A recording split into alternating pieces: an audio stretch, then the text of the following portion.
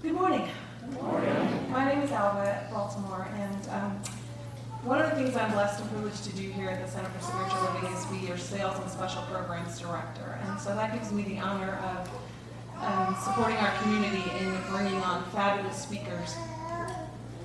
But here's what makes Brother ChiSing fabulous. He is the walking embodiment of that song that you're just saying. He lives his life from a really deep place, and he is the embodiment of sweet love. And I would say that is a result of his spiritual practice and his willingness to be vulnerable and to be authentic and to share how his sweet ego loses very often to his Buddha side. And so this morning, as a Buddhist priest ordained by the Venerable Thich Nhat Hanh, his teacher, and so many people that he has worked with and served with, he is going to share how to let go, how to let be, and how to let flow. What I would personally say about ChiSing is if you've ever had the opportunity to meditate with him or to attend one of his retreats or to attend a Sangha over at the Dallas Meditation Center, which is a place where he facilitates Sangha and deepening and awakening, you are forever changed because you do find that deep place within yourself. And so this morning I invite you to get ready to dive deep from my soul.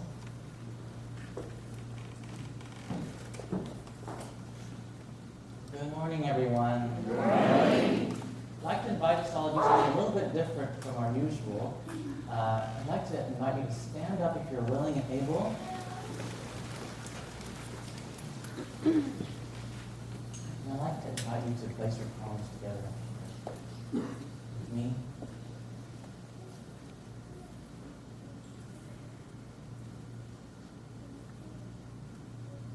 I'd like for us to begin with just a deep breath together.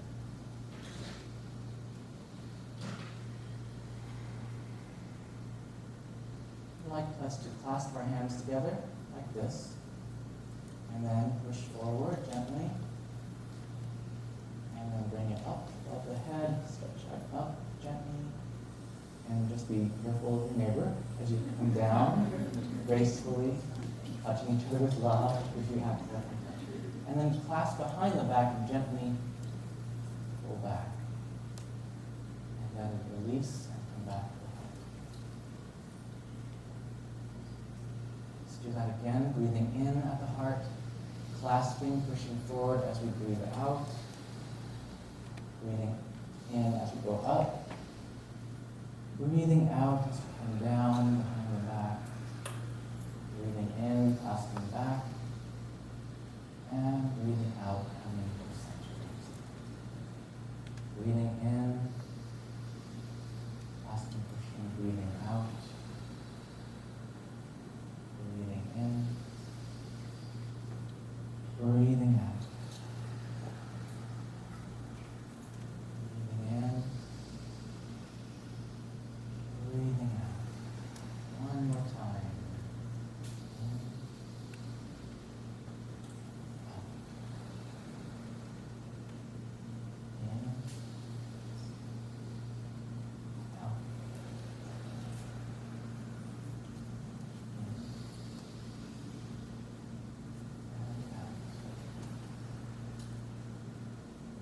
Repeating after me this affirmation and prayer.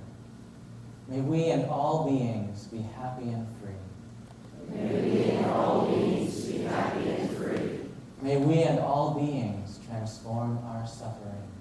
May we and all beings transform our suffering. May we and all beings rejoice in all joys. May we and all beings rejoice in all joys. May we and all beings be at peace.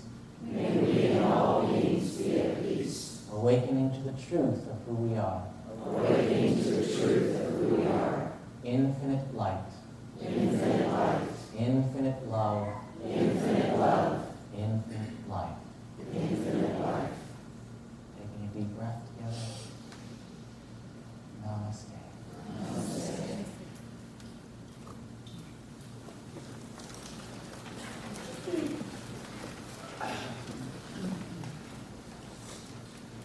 Well, this morning, during the first service, I was feeling a little nervous, as I always feel a little nervous before I have to say anything in front of any amount of people. You know, I started off as an introvert, and I had to learn how to be extroverted for public speaking. So I may come across as very casual and easygoing, but inside I'm scared. Which is why I realized this morning that actually, looking around the room, I had a lot of friends here. You know, including Cornell Kindercadet on the flute and Gary Floyd on the piano. And earlier this morning, Tracy Brown was doing the spiritual invocation, and all the other friends here at the Center for Spiritual Living. I realized I'm just with friends. And so there's nothing really to be nervous about. I'm just a friend among friends. So I'm just sharing from that place in my heart. So I do want to say thank you to Gary and Cornell. You know, they remind me of how interconnected everything is in our lives. And I remember when I was a teenager at a Southern Baptist youth camp, Gary Floyd was the musician for that camp. My first crush.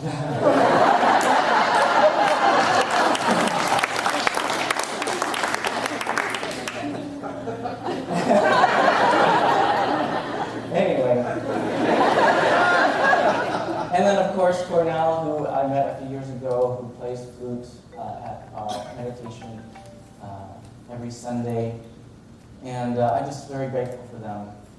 It's so nice to know that there are so many people in my life who are all part, and you know, you never know.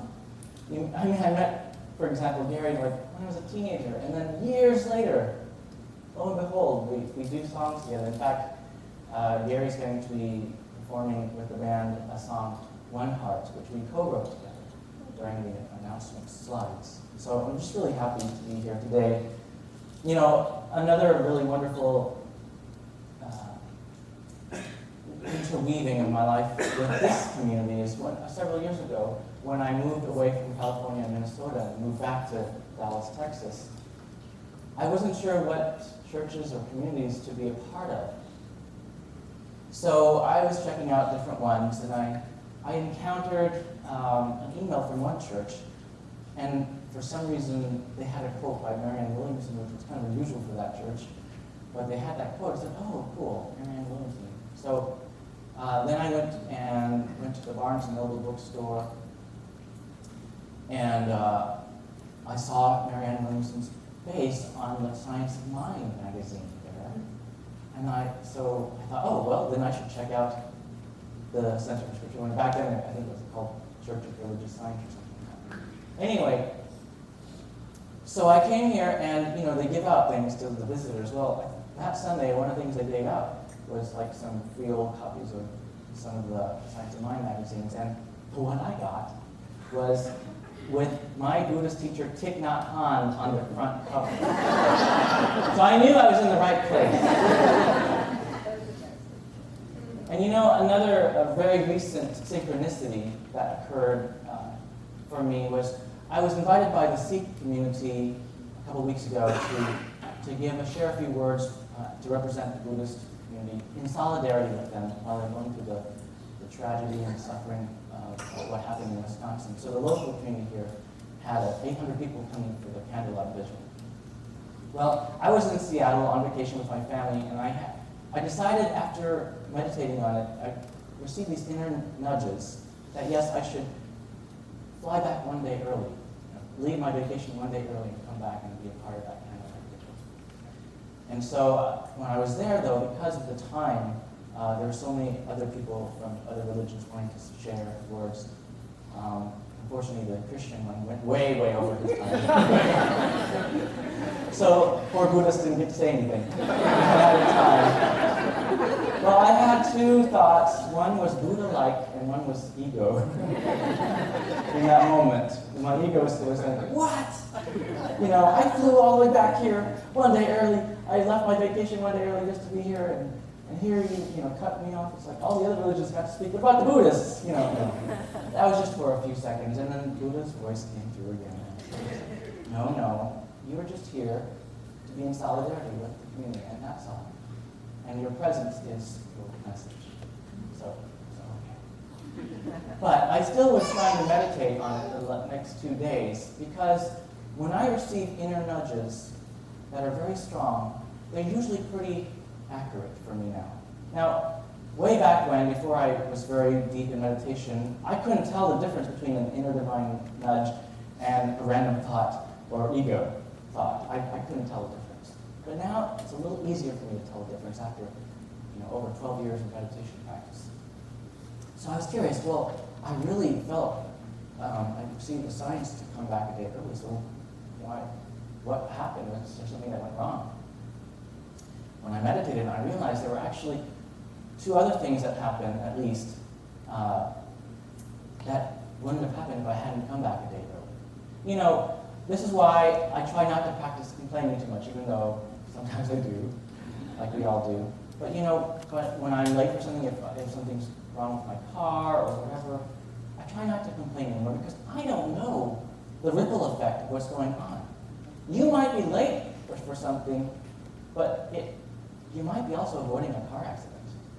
You just never know what's happening. So just be glad that you're in the flow of the universe, and the universe is in the flow of taking care of things. It doesn't need your commentary.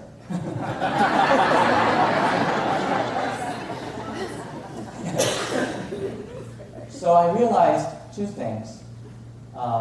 One, there was a water leak in the kitchen that was growing bigger and bigger and bigger. Because I came back a day early, it prevented it from flooding the entire house and having thousands and thousands of dollars of damage to my family's house. And that was very important to my family. It wasn't the most important thing to me, but it was very important to my family. The second one, which was the more important thing personally for me, was because I came back a day early, I had to sit by totally different people on the plane. And the man I sat next to on the plane was a gentleman who was 48 years old, going through midlife. His wife left him for another man. He had to deal with child custody issues. And he was also unsure of what the meaning of his entire life was from birth until that point. This felt meaningless to him. And he was searching, and he was looking for spiritual answers. And he had the opportunity, and I had the opportunity to share with him all that I had to share about meditation, mindfulness, yoga, spiritual practice. And he was really eager, and he was really ready to hear it. And so he asked me to write down websites and recommended books, and we've been keeping in touch by email. And I'm looking forward to just being a spiritual friend to him. But I realized that wouldn't have happened if I hadn't gone back a day early. So you just never know. One of the things we're going to talk about is letting go. Letting go, letting be, letting flow. And one of the things we have to let go is our preconceived ideas of how the universe should run. Because that prevents us from actually enjoying each moment as it is, which may be actually perfect.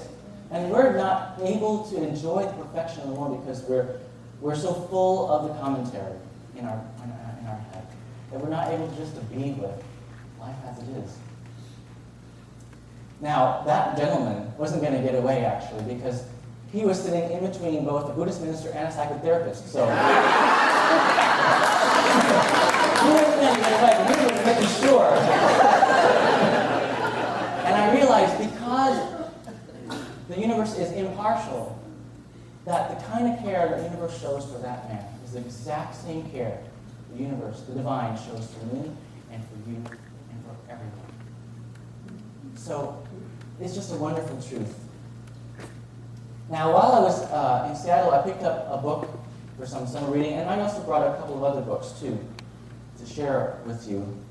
Of course, I have to share a book by my teacher, Thich Nhat Hanh.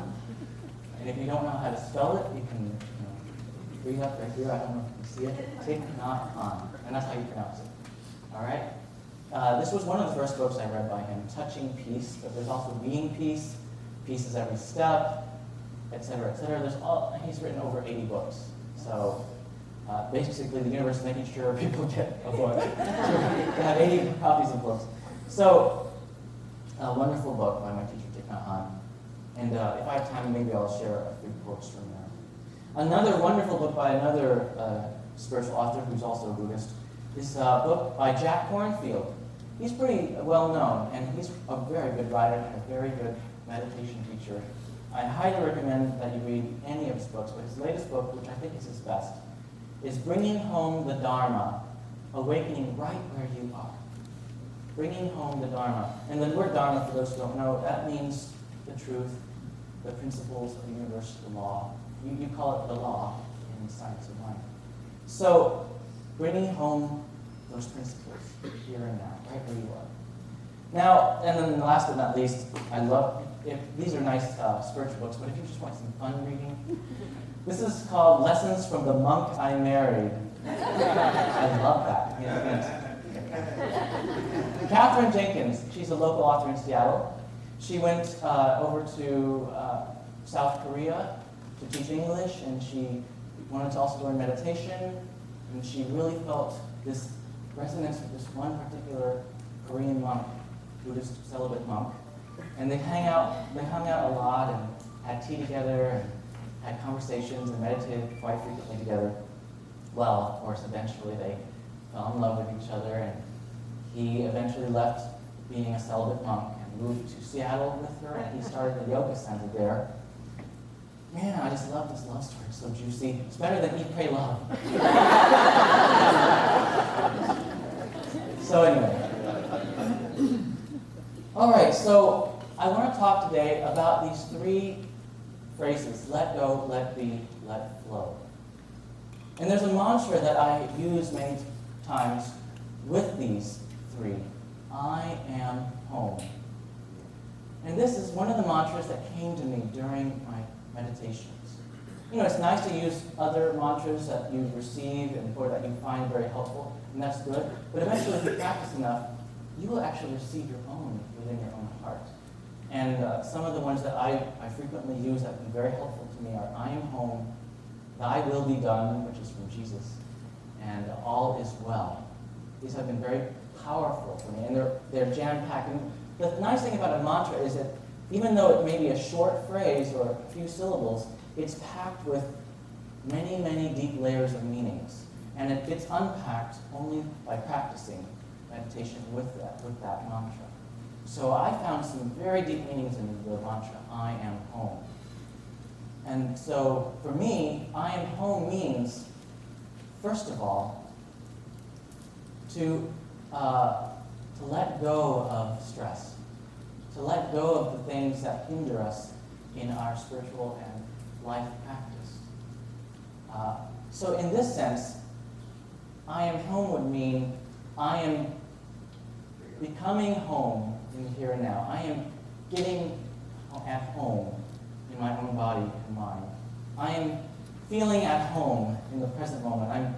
I'm coming to a place of acceptance. I'm coming to a place of peace with what is. And this would be one of the three kinds of spiritual practices. Just stress reduction. You know, a lot of people come to my meditation center in Richardson.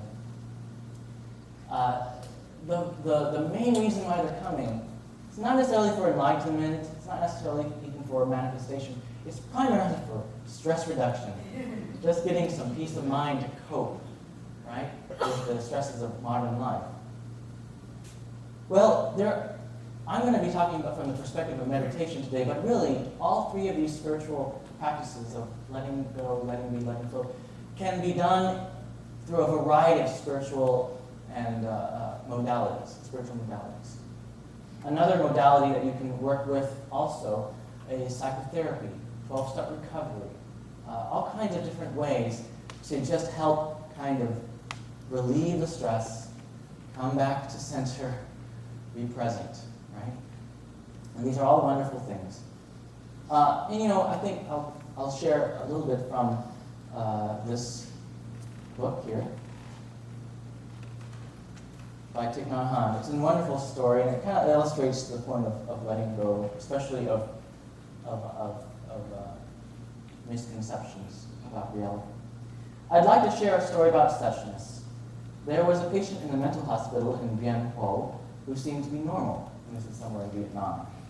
He ate and talked like other people, but he believed that he was a kernel of corn, and every time he saw chicken, he ran for his life. He did not know his suchness. When the nurse reported this to the doctor told him, "Sir, you are not a kernel of corn, you are a human being. You have hair, eyes, a nose, and arms." He gave a kind of sermon like that, and finally he asked, "Now, sir, can you tell me what you are?" The man replied, "Doctor, I am a human being. I am not a kernel of corn." The doctor was happy. He felt he had helped his patient a lot, but to be certain, he asked the man to repeat the sentence, "I'm a human being, I'm not a kernel of corn," 400 times a day, and to write it on a piece of paper 300 more times each day. The man became devoted to doing it, and he stopped going out at all. He just stayed in his room, repeating and writing exactly what the doctor had prescribed. A month later, the doctor came to see him, and the nurse reported, "He is doing very well. He stays inside and practices the exercises you gave him very diligently." The doctor asked, "Sir, how are things?" "Very well, thank you, doctor." "Can you tell me what you are?" "Oh, yes, doctor. I am a human being. I am not a kernel of corn." The doctor was delighted. He said, "We will release you in a few days. Please come with me to my office." But while doctor, nurse, and patient were walking together to the office, a chicken walked by. I guess this is Vietnam, but anyway. A chicken walked by, and the man ran away so quickly that the doctor could not catch him. It was more than an hour later that the nurse brought him back to the office. The doctor was very agitated. "You said you are a human being and not a kernel of corn. So why did you run away when you saw a chicken?" The man said, "Well, of course I know that I'm a human being and not a kernel of corn, but how can I be sure the chicken knows?"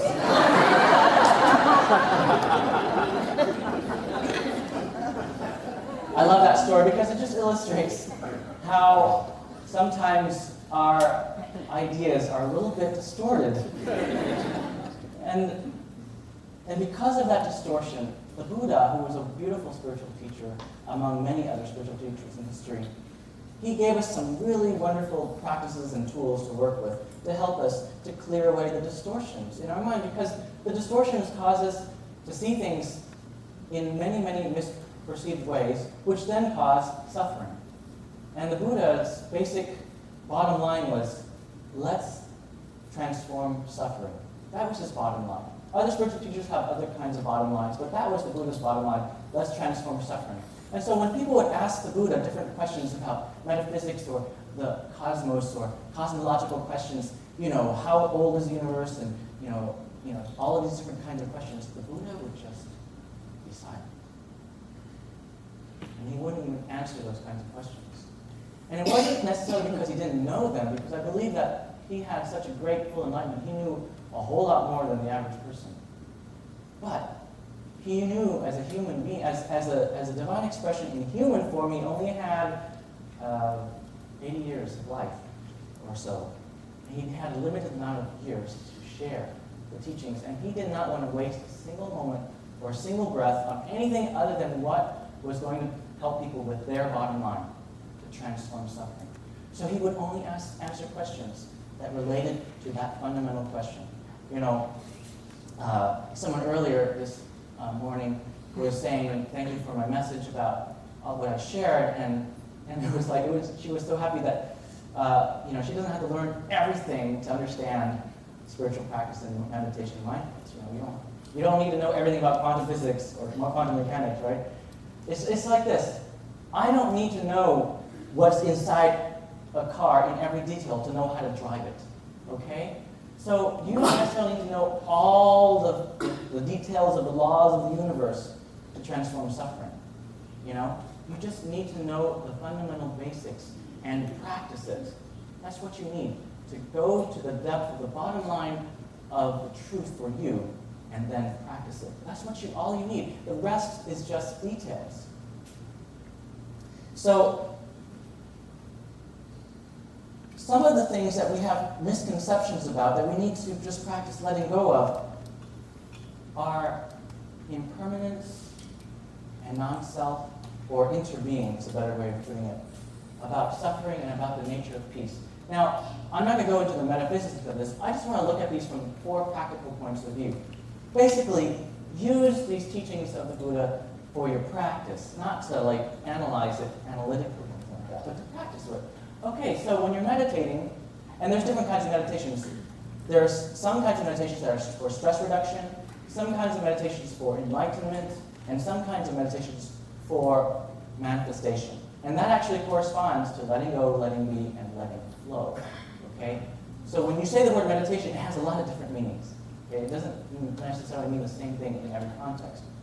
But when you are meditating for contemplation and insight, because there's mindfulness meditation, concentration meditation, insight meditation, loving kindness meditation, etc. But for insight meditation, you want to focus on these 4 questions. You want to look at deeply impermanence.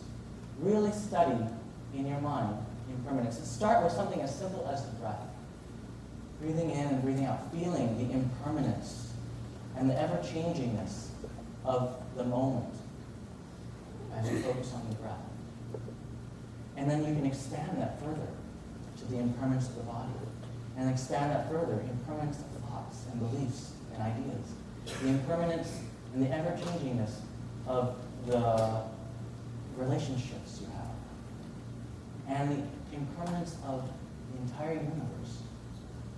So you begin to start seeing the truth of impermanence, and then it makes it so much easier to let go of things. Why are you holding on to things that by nature are not meant to be just permanent or solid, but they have a dance, a flow? So don't stifle life by grasping and confining with your ideas how things should be. Let go and flow, because life isn't static. Life isn't permanent and fixed and closed. It's not a closed system. It's an open system.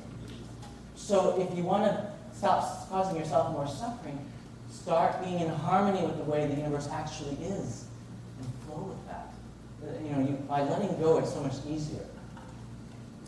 So also, another contemplation is non-self. Now this has many deep meanings, and I'm not going to go into the deepest meanings, but I'll give you the simplest meaning, which is to translate non-self to mean interbeing.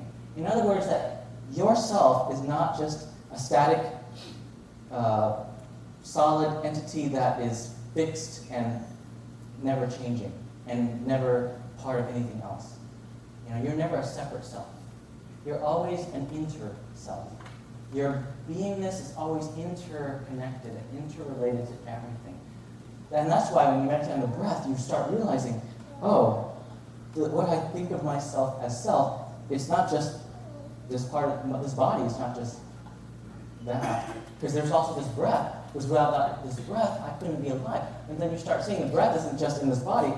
Oh, the breath is being breathed by all of these people in this room. And all the green vegetation of the planet is giving me oxygen. So they're also part of myself. And the vegetation is nourished by the sunshine and the rain and the minerals and the earth and the place of the moon in exact relationship to the earth and the rotation around the sun, giving the possibility of life right as it is right now. That also is myself. And you keep meditating and expanding, and you start realizing who you really are, which is not who you thought you were. This is another meaning of non-self. Doesn't mean you don't exist. You see, people get it all messed up sometimes. They think Buddhists are nihilistic. Well, some of them are, but but I think the true Buddhists know that emptiness actually means fullness, not non-existence.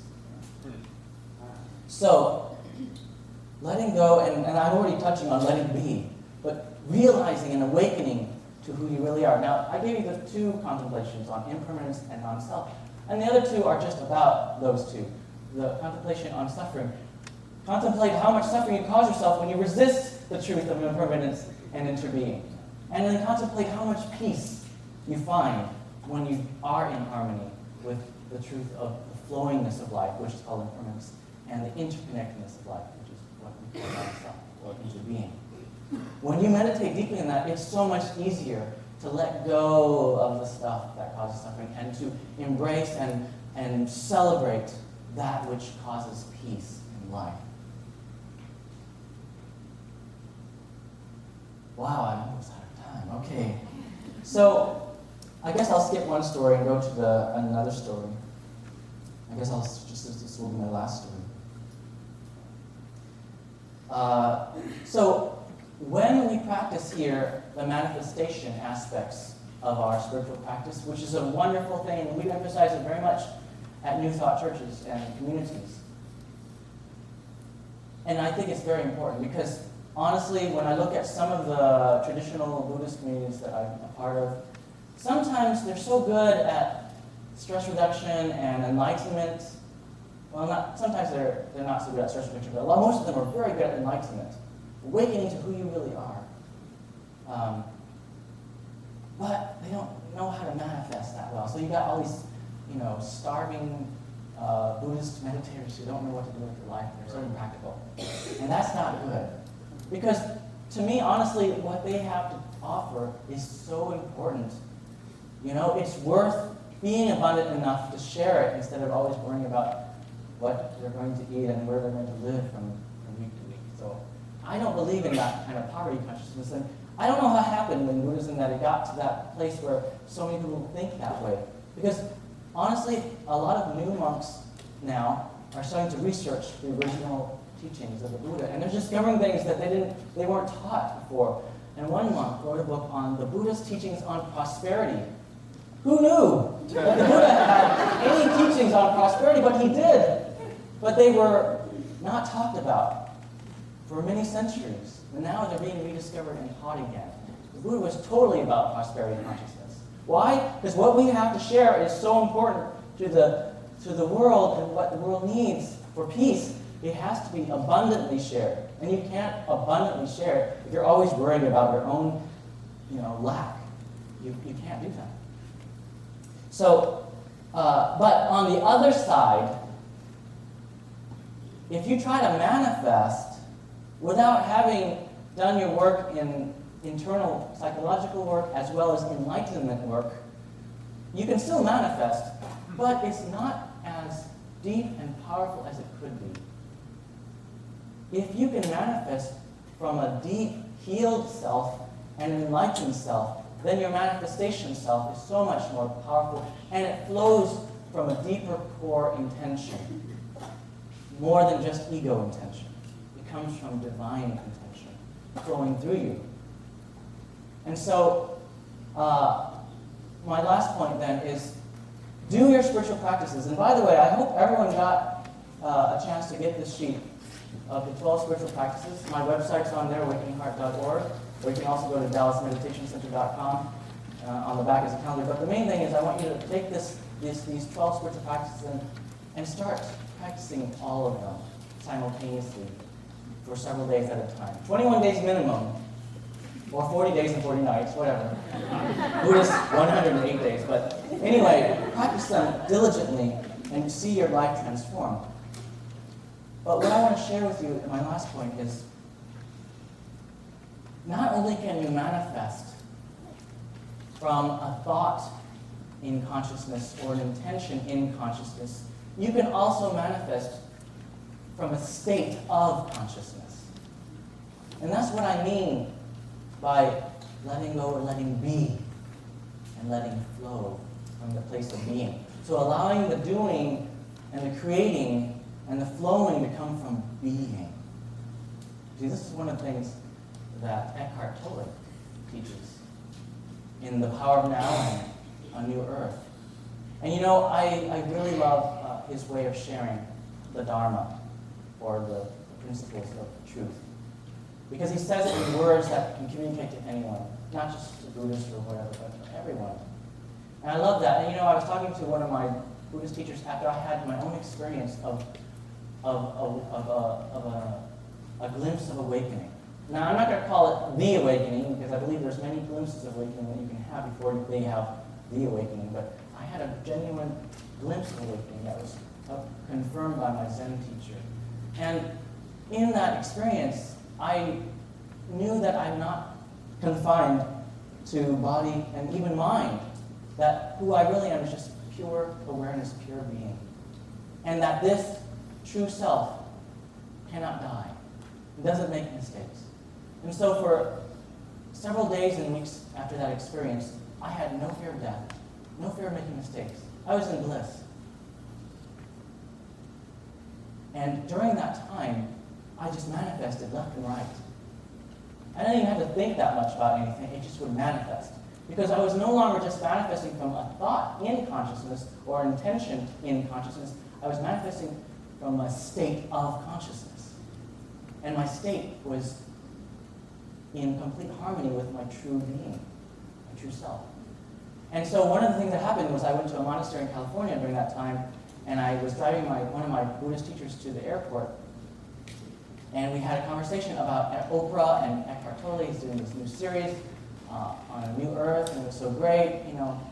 And I said, you know, I've met all these other spiritual teachers, Byron Katie, Adyashanti, Marianne Williamson, et cetera, et cetera, et cetera. I don't know why, I just happen to bump into them all the time. I don't know, it's weird. But the one person that I really love, and I haven't met him yet, is Eckhart Tolle. So I said, I would love to meet him, I'd love to give him a hug and just say thank you to him for all the good work he's done. And so when I dropped her off at the airport, I had this thought that just popped into my consciousness. I should stay for a few more minutes. Maybe someone else is flying in and needs to go get a ride to the monastery. And I'm wearing all brown, so you can't miss me. So I waited, and no one came, and I didn't see anybody else in brown or anything, so I said, okay, well, I guess let's go back. Right before I went back, I looked over to luggage claim number 2. And there was this man with his back to me. And I was so drawn to his energy. And I kept looking closer, and I looked sort of at the profile, side profile. I thought, that sure does look like Eckhart Tolle. I never met him before, but you see his pictures on YouTube and the back covers of books, etc. So I took a boot over, and I just like, yeah, that really does look like Eckhart. So I took a deep breath, and I just bravely walked up to him and I said, sir, I'm so sorry to bother you, but may I ask you, are you Eckhart Tolle? And he turned around and looked at me and said, yes.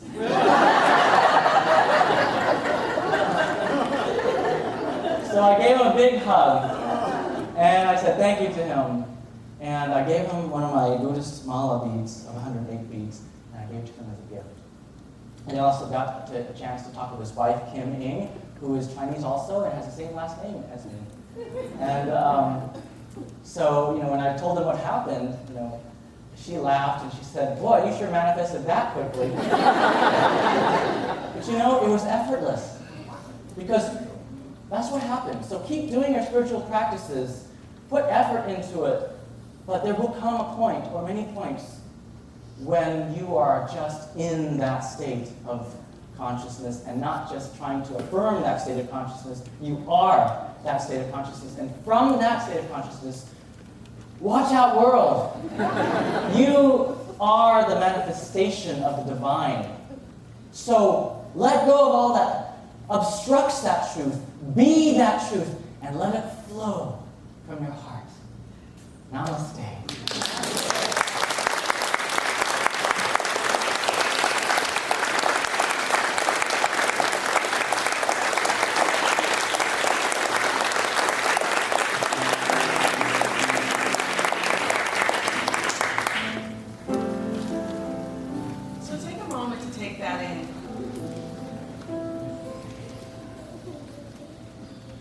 That we are so blessed to live in a time and an age where readily so much information is given to us on how to let go. How to let go of any and everything that obstructs us from being the divine presence in full, free, unfettered expression. Take a moment to contemplate that we are so much more than we believe ourselves to be from time to time. Take a moment to be in gratitude for our brother ChiSing so eloquently and so beautifully reminding us that all we have to do is breathe in, I am home. That this very body is the temple of the divine. That it is nearer than our very breath. It is our breath. don't need to read a book. We don't need to take a class. We can simply sit with the breath and just be. We can do that at work. We can do it at home. We can do it with friends. The universe, love itself, is always surrounding and supporting us. However, it needs our attention and our mindfulness. So today, join with me and commit to be more mindful, to be more committed to our spiritual practice. The very thing that keeps us tuned in, tapped in, and turned on. To the truth of our beingness, to the truth of all life. So we can live in the flow of abundance, live in the flow of peace, live in the flow of joy, live in the flow of freedom. That we can transform our suffering,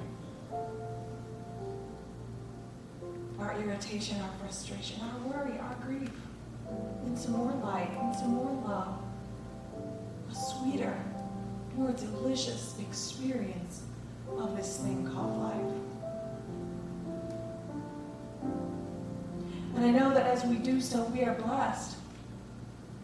But in the beautiful words of Marianne Williamson, as we are liberated and we live from that place, we give our brothers and sisters permission to live free.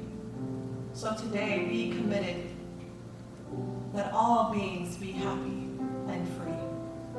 Be committed to our spiritual practice. Be committed to being the light, the truth, and the way, not only for ourselves, but for all around us.